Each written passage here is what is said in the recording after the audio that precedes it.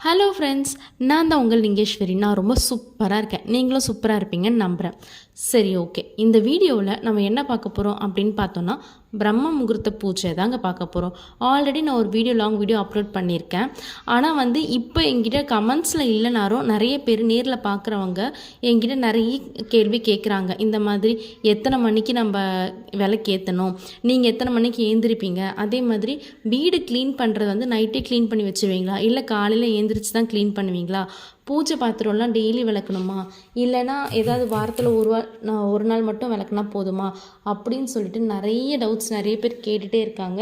So அதுக்காக அவங்க கேட்ட கேள்விக்கெல்லாம் ஆன்சர் பண்ண தான் இந்த வீடியோ நான் அப்லோட் பண்ணுறேன்.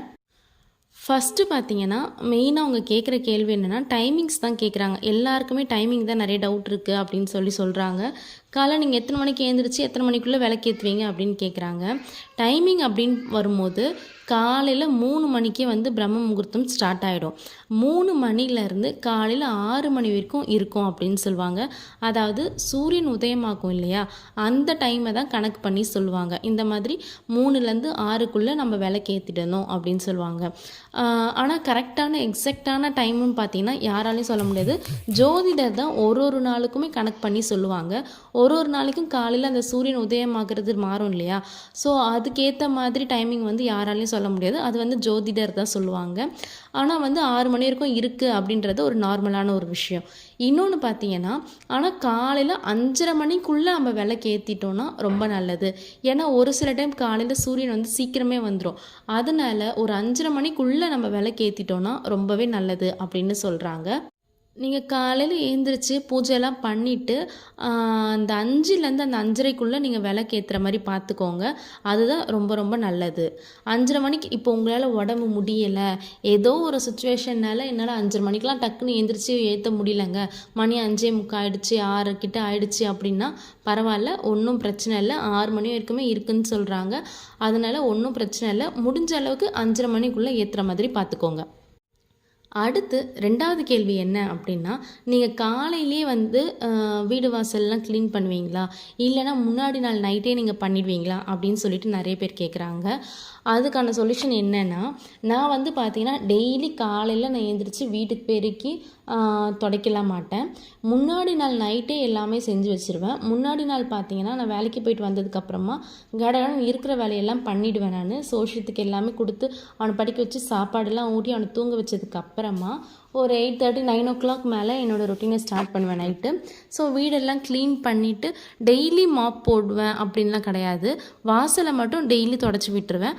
பட் மாப் வீட்டில் வீடு துடைக்கிறது வாரத்தில் 2 நாள் தான். அதாவது செவ்வாய்க்கிழமைக்கு முன்னாடி நாள் நைட்டு, திங்கக்கிழமை ஒரு வாட்டி துடைப்பேன், அதே மாதிரி வெள்ளிக்கிழமைக்கு முன்னாடி ஒரு வாட்டி துடைப்பேன். இப்படி தான் துடைப்பேன். ஏதாவது நல்ல நாள் நடுவில் வந்தது அப்படின்னா மட்டும்தான் அந்த டைமில் வீடு துடைப்பேன். மற்றபடி டெய்லி வீடு துடைக்கிறது அப்படின்றது கிடையாது. ஆனால் முக்கியமான விஷயம் என்னென்னா, பூஜை ரூம் ஆண்டை மட்டும் டெய்லி தொடச்சி விட்டுருவேன். ஏன்னா டெய்லி காலையில் பூஜை பண்ணுறோம் அப்படின்றதுனால பூஜை ரூம் முன்னாடி மட்டும் டெய்லி தொடச்சி விட்டுருவேன். அதுவும் பார்த்திங்கன்னா முன்னாடி நாள் நைட்டே நான் அதை பண்ணிவிடுவேன். காலையில் எழுந்திரிச்சு அதை நான் பண்ண மாட்டேன். காலையில் எழுந்திரிச்சு குளிச்சுட்டு பூஜை பண்ணுறதுக்கு மட்டுமான டைமிங் மட்டும்தான் நான் ஒதுக்குவேன். ஸோ நைட்டே பார்த்திங்கன்னா எல்லா வேலையும் அந்த க்ளீன் பண்ணுற வேலை எல்லாமே நைட்டே பண்ணி முடிச்சிருவேன். நெக்ஸ்ட் டவுட் என்ன அப்படின்னு பார்த்தோன்னா, பூஜை சாமானை டெய்லி பூஜை பண்ணுறதுக்கு முன்னாடி விளக்குவீங்களா அப்படின்னு கேட்குறாங்க. கிடையவே கிடையாது. டெய்லி நம்ம பூஜை சாமானை விளக்கணும் அப்படின்ற அவசியம் கிடையவே கிடையாது.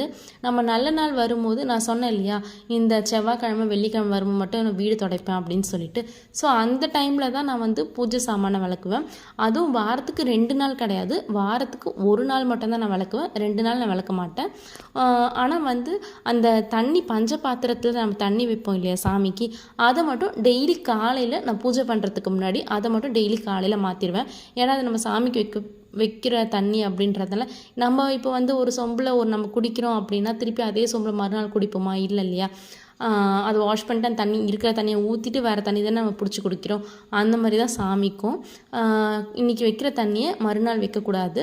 அதை நான் சாமி கும்பிடும்போது டெய்லி மார்னிங் தான் அதை மாற்றுவேன். நைட்டுமே அதை மாற்றி வைக்க மாட்டேன். அதை டெய்லி மார்னிங் தான் நான் மாற்றி வைப்பேன். அடுத்தது வாசப்படியில் மஞ்சள் குங்குமம் இடுவோம் இல்லையா, அதை பற்றி கேட்டாங்க. வாசப்படியில் மஞ்சள் குங்குமம் இடுறது வந்து நைட்டு நான் பண்ண மாட்டேன். அதை வந்து மறுநாள் காலையில் தான் பண்ணுவேன். காலையில் நம்ம வாசல் பெருக்கி நம்ம கோலம் போடுவோம், தண்ணி தெளித்து கோலம் போடுறோம் இல்லையா, அந்த டைமில் தான் வாசலை பெருக்கிட்டு தண்ணி தெளிச்சுட்டு அப்படியே அந்த வாசல்லையும் தொடச்சி விட்டுட்டு மஞ்சளை வச்சுருவேன். மஞ்சள் குங்குமம் வச்சுட்டு அந்த வாசக்காலில் மட்டும் கோலத்தை போட்டு விடுவேன். இது வந்து மறுநாள் காலையில் தான் பண்ணுவேன், நைட்டு பண்ண மாட்டேன். நைட்டு நான் பண்ணுறது என்னென்னா, இந்த வீடு பெருக்கி க்ளீன் பண்ணி தொடச்சி வைப்பேன். இதை மட்டும் தான் நான் நைட்டில் பண்ணுவேன். காலையில் எந்திரிச்சு பண்ண மாட்டேன். சப்போஸ் ஏதோ ஒரு சுச்சுவேஷனால் நம்ம பண்ண முடியலை, நைட் என்னால் பண்ண முடியல, உடம்பு சரியில்லை, இல்லை எங்கேயோ வெளியில் போயிட்டு ரொம்ப லேட் ஆகிடுச்சு பண்ண முடியல அப்படின்ற பட்சத்தில் தான் மறுநாள் காலையில் எழுந்திரிச்சு நான் காலையில் வீடு பெருக்கிறது இது எல்லாமே நான் பண்ணுவேன். அன்றைக்கி மட்டும் என்னால் நைட்டு பண்ண முடியாது. சரி, ஓகே. இந்த வாசல் காலுக்கும் நான் சொன்னேன் இல்லையா, காலையில் எழுந்திரிச்சு தான் அப்படியே ஈர துணி போட்டு ஃபுல்லாக தொடச்சி விட்டுட்டு மஞ்சள் குங்குமம் இட்டுருவேன். இதில் வந்து காலையில் தான் நான் பண்ணுறது. அடுத்து நீங்கள் எத்தனை மணிக்கு எந்திரிப்பீங்க அப்படின்னு கேட்குறாங்க. நான் வந்து மார்னிங் 4 o'clock தான் எந்திரிப்பேன். ஒரு சில டைம் 4:30 கூட ஆகிடும். ஏன்னா நான் வந்து குளிச்சுட்டு அப்படி தான் நான் பூஜை பண்ண போகிறேன். அதனால் சீக்கிரமாக எந்திரிக்கணும் அப்படின்றது கிடையாது. நான் 4 o'clock இல்லைனா 4:30 இதுக்குள்ளே தான் நான் எந்திரிப்பேன். 4 o'clock நான் எந்திரிச்சேன்னா எனக்கு நல்லாவே டைம் இருக்கும், பொறுமையாக நான் சாமி கும்பிடுவேன். 4:30க்கு நான் எழுந்திரிச்சேன்னா 4:30லேருந்து 5 o'clock நான் குளித்து முடிச்சுட்டு வாசல் பெருக்கி கோலெல்லாம் போட்டு இதெல்லாமே வந்து 5 o'clock பண்ணிவிடுவேன். ஸோ 5லேருந்து 5:30 நான் இந்த பூஜை ஒர்க்கு ஸ்டார்ட் பண்ணி பூஜை அதில் ஒரு 10 நிமிஷம் அம்மா கடகடன்னு பூஜை பண்ணிவிடுவேன். வேல்மாறல் படிப்பேன். வேல்மாறல் வந்து நான் தொடர்ந்து படிக்கிறது இல்லை, செவ்வாய்க்கிழமை மட்டும்தான் நான் வேல்மாறல் படிப்பேன். அது படிக்கும்போது மட்டும் எனக்கு வந்து ஒரு 20 நிமிஷம் எடுக்கும். மற்றபடி பார்த்திங்கன்னா ஒரு 10 நிமிஷத்தில் சாமி கும்பிட்டுட்டு ரிலாக்ஸாக போய் உட்காந்துருவேன். இதுதான் நான் ஃபாலோ பண்ணுற டைமிங்ஸு. அடுத்து வந்து டெய்லி தலை குளிக்கணுமா அப்படின்னு கேட்குறாங்க. கிடையவே கிடையாதுங்க. டெய்லி தலை குளிக்கணும் அப்படின்லாம் இல்லை. உங்களால் முடிஞ்சதுன்னா நீங்கள் தலை குளிங்க, இல்லைனா மேலுக்கு மட்டும் குளித்தா போதும். உங்களுக்கே தெரியும் இல்லையா, எந்த மாதிரி டைம்லலாம் நீங்கள் தலைக்கு குளிக்கணும் அப்படின்றது உங்களுக்கே தெரியும். ஸோ அந்த மாதிரி டைமில் மட்டும் நீங்கள் தலை குளிச்சுட்டு சாமி கும்பிட்டா போதும். மற்ற நாள்லலாம் நீங்கள் நல்லா இருக்கீங்க, சுத்தமாக இருக்கீங்க அப்படின்னா நீங்கள் மேலுக்கு மட்டும் குளிச்சுட்டு சாமி கும்பிட்டா போதும். உங்களால் உடம்பு முடியல, உடம்பு சரியில்லை அப்படின்ற போது நீங்கள் முகத்தை மட்டும் காலையில் ஏந்திரிச்சு பல்லெல்லாம் விளக்கிட்டு முகத்தை மட்டும் கழுவி சுத்தம் பண்ணிவிட்டு நீங்கள் போய் சாமிக்கிட்ட போய் பூஜை பண்ணலாம். எந்த தப்பும் கிடையாது. உங்களால் முடிஞ்சதுன்னா நீங்கள் டெய்லி தலை குளிச்சுக்கோங்க. முடியலைன்ற பட்சத்தில் நீங்கள் உடம்பு மட்டும் குளிச்சுக்கோங்க, எந்த தப்புமே கிடையாது.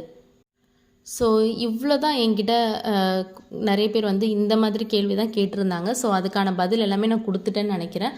வேறு ஏதாவது யாருக்காச்சும் சந்தேகம் ஏதாவது இருந்துச்சுன்னா எனக்கு கமெண்ட்டில் சொல்லுங்கள். கண்டிப்பாக நான் அதுக்கான சொல்யூஷன் திருப்பி நான் உங்களுக்கு கொடுக்குறேன். ஸோ நெக்ஸ்ட் வீடியோவில் பார்ப்போம். Bye bye.